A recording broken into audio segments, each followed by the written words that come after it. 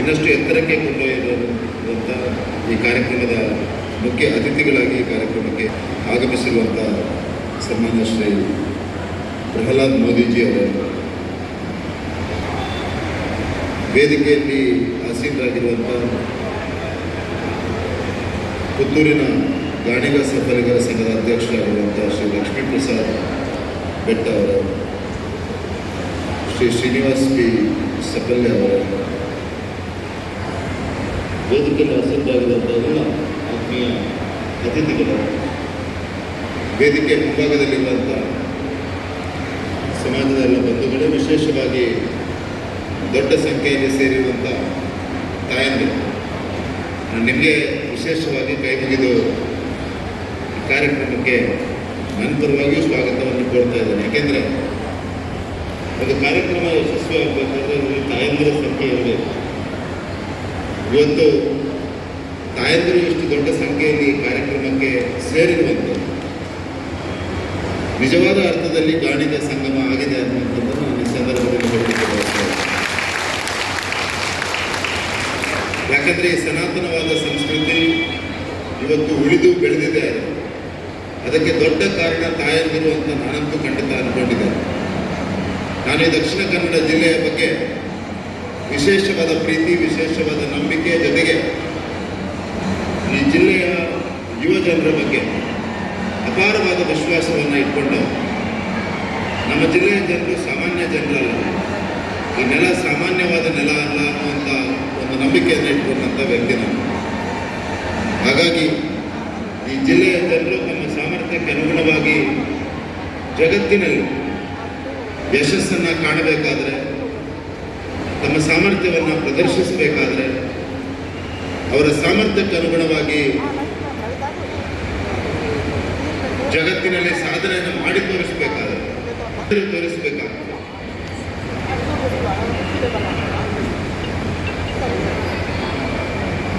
ಮುಖ್ಯ ಅತಿಥಿಗಳಾಗಿ ಜೊತೆಯಾಗಿದ್ದಾರೆ. ಹಾಗಾಗಿ ಸಭಾ ಗೌರವಾನ್ವಿತ ಅಧ್ಯಕ್ಷರು ಸಲ್ಲಿಸಬೇಕು. ನಿಜವಾದ ಹಿರಿಮೆ ಬಂದಿರೋದು ಈ ಕಾರ್ಯಕ್ರಮಕ್ಕೆ ಒಂದು ಸಾರ್ಥಕತೆ ಯಾಕೆ ಬಂದಿದೆ ಅಂದರೆ ಅದರಲ್ಲಿ ದೊಡ್ಡ ಸಂಖ್ಯೆಯಲ್ಲಿ ಮಹಿಳೆಯರನ್ನು ಕಾಣಲಿಕ್ಕೆ ಸಿಗ್ತಾ ಇದೆ. ಹಾಗಾಗಿ ನಿಮಗೆ ನಾನು ವಿಶೇಷವಾಗಿ ಧನ್ಯವಾದಗಳನ್ನು, ಅಭಿನಂದನೆಗಳನ್ನು ಸಲ್ಲಿಸ್ತಾ ಇದ್ದೇನೆ. ಆತ್ಮೀಯ ಬಂಧುಗಳೇ, ನಿನ್ನೆ ನಾನು ಕಾರ್ಯಕ್ರಮದಲ್ಲಿ ಭಾಗವಹಿಸಿದ್ದೆ. ನಾನು ಈ ಜಿಲ್ಲೆಯ ಉದ್ಯಮಶೀಲತೆಯನ್ನು ಬೆಳೆಸಬೇಕು, ಈ ಜಿಲ್ಲೆಯಲ್ಲಿ ಯುವಕರು ಉದ್ಯಮಕ್ಕೆ ದೊಡ್ಡ ಸಂಖ್ಯೆಯಲ್ಲಿ ಬರಬೇಕು ಅನ್ನುವಂಥ ದೃಷ್ಟಿಯಿಂದ ಹೊಲ್ಪು ಅನ್ನುವಂಥ ಒಂದು ಕಾರ್ಯಕ್ರಮವನ್ನು ಪ್ರಾರಂಭ ಮಾಡಿದೆ.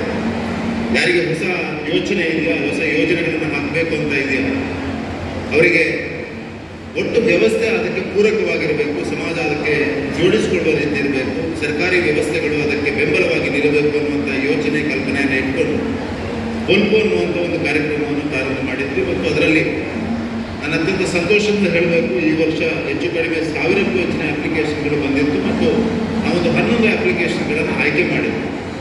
ಅದರಲ್ಲಿ ಒಂದು ಅಪ್ಲಿಕೇಶನ್ನಲ್ಲಿ ಒಬ್ಬ ಯುವಕ ನಿನ್ನೆ ಮಾತನಾಡ್ತಾ ಇರುವಂಥ ಸಂದರ್ಭದಲ್ಲಿ ಹೇಳಿದ, ನನ್ನ ತಂದೆ ತಾಯಿಯೇ ನನ್ನ ಐಡಿಯಾವನ್ನು ಬೆಂಬಲಿಸಲಿಲ್ಲ, ಧೈರ್ಯ ಮಾಡಲಿಲ್ಲ, ಮುಂದೆ ಹೋಗಬೇಕಂತ ಹೇಳಿಲ್ಲ. ಇಂಥ ಸಂದರ್ಭದಲ್ಲಿ ಈ ವ್ಯವಸ್ಥೆ ಇದಕ್ಕೆ ಬೆಂಬಲ ನೀಡಿದೆ ಅಂತ ನಾನು ಈ ಮಾತನ್ನು ಇಲ್ಲಿ ಯಾಕೆ ಉಲ್ಲೇಖ ಮಾಡ್ತಾ ಇದ್ದೀನಿ, ಹೆಚ್ಚು ಕಾಯ್ದಿರುವಂಥ ಈ ಕಾರ್ಯಕ್ರಮದಲ್ಲಿ. ಯಾಕೆಂದರೆ ತುಂಬ ಸಲ ನಮ್ಮ ಮಕ್ಕಳು ಎಲ್ಲೋ ಒಂದು ಸಾಧನೆಯನ್ನು ಮಾಡಬೇಕು, ಏನೋ ಯೋಚನೆ ಮಾಡಬೇಕು, ಒಂದು ಕನಸನ್ನು ಕಾಣಬೇಕು ಅಂತ ಇದ್ದಂಥ ಸಂದರ್ಭದಲ್ಲಿ ನಾವೇ ಅವರಿಗೆ ತೊಡಕಾಗ್ತೀವಿ ಅನ್ನುವಂಥ ಭಯದ ಮಧ್ಯೆ ನಾವು ಬದುಕ್ತಾ ಇದ್ದೇವೆ.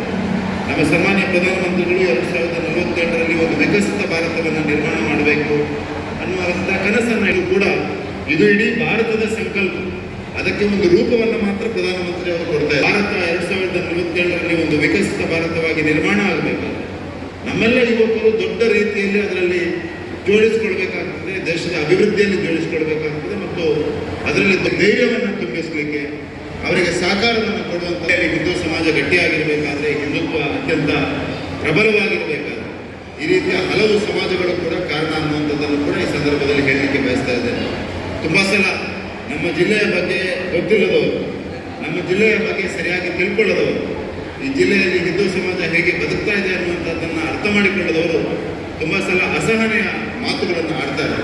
ಆದರೆ ನಾನಂತೂ ಅತ್ಯಂತ ವಿಶ್ವಾಸದಿಂದ ಹೇಳಬಲ್ಲೆ, ಹಿಂದೂ ಸಮಾಜ ಇವತ್ತು ಅತ್ಯಂತ ಗಟ್ಟಿಯಾಗಿ ಎಲ್ಲರನ್ನು ಒಂದಾಗಿ ಒಟ್ಟಾಗಿ ಕೊಂಡೊಯ್ಯುವಂಥ ಎಲ್ಲಿಯಾದರೂ ಒಂದು ಜನಜೀವನ ಇದ್ದರೆ ಅದು ದಕ್ಷಿಣ ಕನ್ನಡ ಜಿಲ್ಲೆಯಲ್ಲಿ ಅನ್ನುವಂಥದ್ದನ್ನು ಅತ್ಯಂತ ವಿಶ್ವಾಸದಿಂದ ಹೇಳಬಲ್ಲೆ.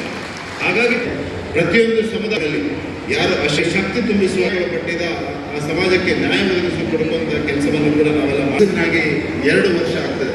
ಆದರೆ ಇಡೀ ಗಾಣಿಗ ಸಮಾಜದ ಮುಂದೆ ಹೋಗಿ ಮಾತನಾಡುವಂಥ ಅವಕಾಶ ನಮಗೆ ಇವತ್ತಿನವರೆಗೆ ಸಿಕ್ಕಿಲ್ಲ. ನಮ್ಮ ಕಾರ್ಯಕರ್ತರ ರೀತಿಯಲ್ಲಿ ಬೇರೆ ಗಾಣಿಗ ಸಫಲಿಗರ ಸಂಘದ ಈ ಗಾಣಿಗ ಸಂಗಮದಲ್ಲಿ ನನಗೂ ನಿಮಗೆ ಧನ್ಯವಾದಗಳನ್ನು ತಿಳಿಸುವಂಥ ಒಂದು ದೊಡ್ಡ ಅವಕಾಶ ಸಿಕ್ಕಿದೆ.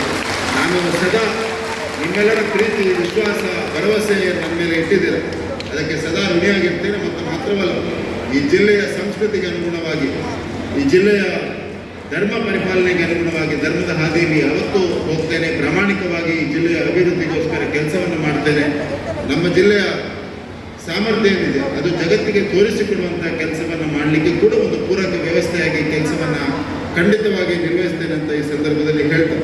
ನಮಗೆಲ್ಲರಿಗೂ ಅತ್ಯಂತ ಹೆಮ್ಮೆಯ ಕ್ಷಣ, ನಮ್ಮೆಲ್ಲರ ಪ್ರಧಾನಮಂತ್ರಿ, ನಮ್ಮೆಲ್ಲರ ಪ್ರೀತಿಯ ನಾಯಕ, ಇಡೀ ಜಗತ್ತು ಒಪ್ಪಿಕೊಂಡಿರುವಂಥ ನಾಯಕ ಸನ್ಮಾನ ನರೇಂದ್ರ ಮೋದಿಯವರ ತಮ್ಮ ಇವತ್ತು ನಮ್ಮ ಮಧ್ಯೆ ಇರುವಂಥದ್ದು ನಮಗೆಲ್ಲರಿಗೂ ತುಂಬ ಸಂತೋಷ ಕೊಡುವಂಥ ಸಂಗತಿ. ಅವರನ್ನು ಕೂಡ ನಾನು ನಮ್ಮೆಲ್ಲರ ಪರವಾಗಿ ಮಾತ್ರ ಅಲ್ಲ, ಇಡೀ ದಕ್ಷಿಣ ಕನ್ನಡ ಜಿಲ್ಲೆಯ ಜನರ ಪರವಾಗಿ ನಾನು ವಿಶೇಷವಾಗಿ ಅವರನ್ನ ಈ ಕಾರ್ಯಕ್ರಮಕ್ಕೆ ಸ್ವಾಗತವನ್ನು ಕೂಡ ಕೋರ್ತಾ, ವೇದಿಕೆಯಲ್ಲಿರುವಂಥ ಎಲ್ಲ ಅತಿಥಿಗಳಿಗೂ ಕೂಡ ದಕ್ಷಿಣ ಕನ್ನಡ ಜಿಲ್ಲೆಯ ಈ ಅಪರೂಪದ ಕಾರ್ಯಕ್ರಮಕ್ಕೆ ಪ್ರೀತಿಯಿಂದ ಸ್ವಾಗತವನ್ನು ಕೋರ್ತಾ, ಈ ಕಾರ್ಯಕ್ರಮದಲ್ಲಿ ಅತ್ಯಂತ ಸಂತೋಷದಿಂದ ಪಾಲ್ಗೊಳ್ಳಲಿಕ್ಕೆ ಅವಕಾಶವನ್ನು ನೀಡಿದಂಥ ಎಲ್ಲ ಆಯೋಜಕರಿಗೂ ಧನ್ಯವಾದಗಳನ್ನು ಸಲ್ಲಿಸ್ತಾ, ಸುಂದರವಾಗಿ ಆಯೋಜನೆ ಮಾಡಿರುವಂಥ ಪುತ್ತೂರಿನ ಗಾಣಿಗ ಸಫಲಿಗರ ಸಂಘದ ಅಧ್ಯಕ್ಷ ಮತ್ತು ಎಲ್ಲ ಬಂಧುಗಳಿಗೂ ಕೂಡ ಧನ್ಯವಾದ, ಅಭಿನಂದನೆಗಳನ್ನು, ಶುಭ ಹಾರೈಕೆಗಳನ್ನು ಸಲ್ಲಿಸ್ತಾ, ಈ ಕಾರ್ಯಕ್ರಮ ಯಾವ ಉದ್ದೇಶವನ್ನು ಇಟ್ಕೊಂಡು, ಯಾವ ಆಶೋತ್ತರಗಳನ್ನು ಇಟ್ಕೊಂಡು ಮಾಡಿದ್ದೀರ ಅದಕ್ಕೆ ಪೂರಕವಾಗಿ ನಡೀಲಿ ಅನ್ನುವಂಥ ಹಾರೈಕೆಗಳನ್ನು ಕೂಡ ಈ ಸಂದರ್ಭದಲ್ಲಿ ಸಲ್ಲಿಸ್ತಾರೆ.